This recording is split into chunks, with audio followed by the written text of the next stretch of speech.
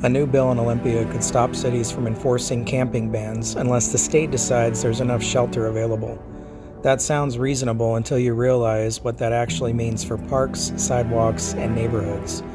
Tonight on Left Coast News, we're breaking down the public camping bill, why local leaders are warning about it, and why this fight is really about who controls your community, you or Olympia.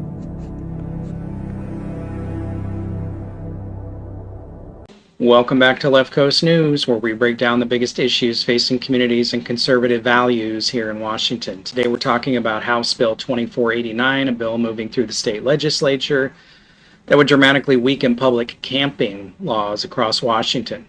At first glance, supporters frame it as compassionate, but listen closely because the bill could tie local hands, worsen public safety problems, and erode accountability. From Seattle to Los Angeles, this is Left Coast News. No apologies, just the truth.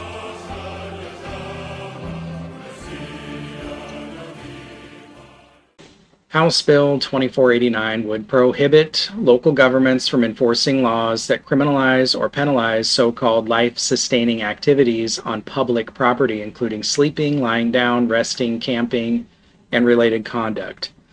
Allow enforcement only if adequate alternative shelter exists when and where the activity occurs.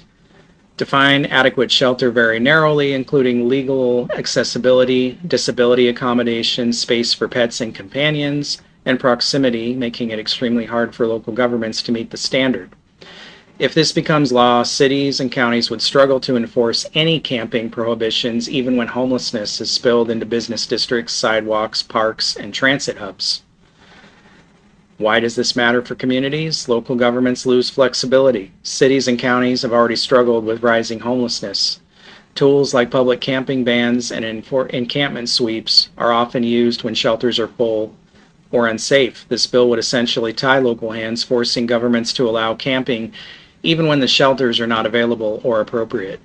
Federal and local judges have already wrestled with such rules in the past. The U.S. Supreme Court recently clarified that the Eighth Amendment does not prohibit enforcement of anti-camping laws when shelter is unavailable.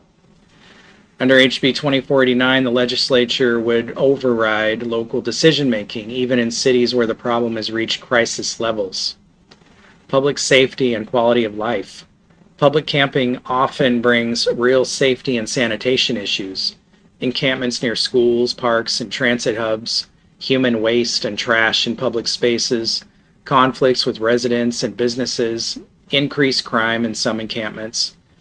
By hindering enforcement, unless every shelter requirement is perfect, HB 2489 will likely expand encampments rather than reduce them. Why is this bad for conservatives? It ignores property and public safety rights. Conservatives believe in law and order, due process, and the right of citizens to enjoy safe public spaces. This bill prioritizes unregulated camping over business owner rights, resident safety and security, property values, which will inevitably go down. That's a mismatch with conservative principles of stable communities and responsible governance. State overreach into local control. Conservatives also value local control, trusting city councils and county commissions to tailor laws to their unique challenges. HB 2489 substitutes one statewide standard, ignoring that. Seattle's needs differ from rural communities. Smaller towns can enforce camping rules responsibly. Local voters elect leaders to make these exact decisions. We're not living in a socialist state yet. This level of centralization diminishes local authority.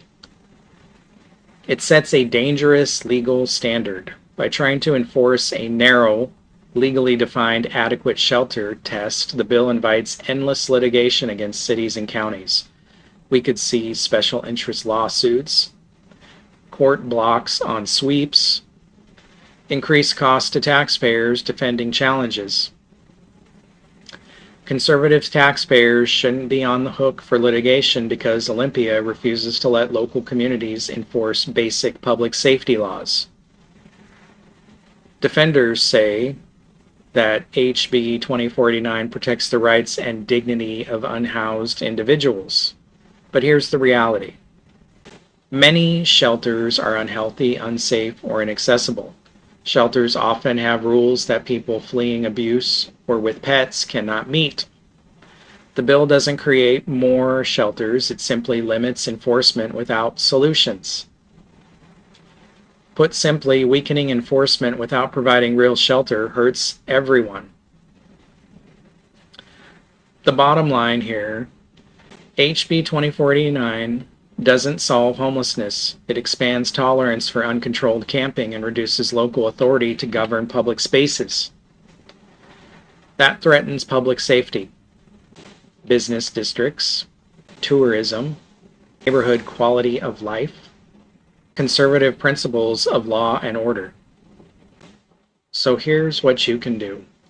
Contact your state representative and tell them you oppose HB 2489. Tell local leaders you want real shelter solutions, not laws that protect encampments over communities. Share this episode so your friends and neighbors understand what's at stake. Your voice does matter because when state lawmakers ignore real public safety concerns, citizens must speak up. And again, this bill has also gone to Rule 2, which means they're deciding right now if it's going to die or be held or put back on the floor for more votes. And again, your Democratic majority has voted in favor of this, and the Republican minority has voted against it. And I suggest you let the people who wrote this bill also know that you are opposed to it. Again, we have to start speaking up and making our voices heard, or these things won't change. And if they do hear from enough people who are against it, they will floor it. They'll drop it. So make your voice heard. Take the few minutes of time that it takes to call or email and let them know what you think about this. Again, if you liked what you heard here today, I hope you'll like, share, and subscribe. We'll talk to you next time on Left Coast News.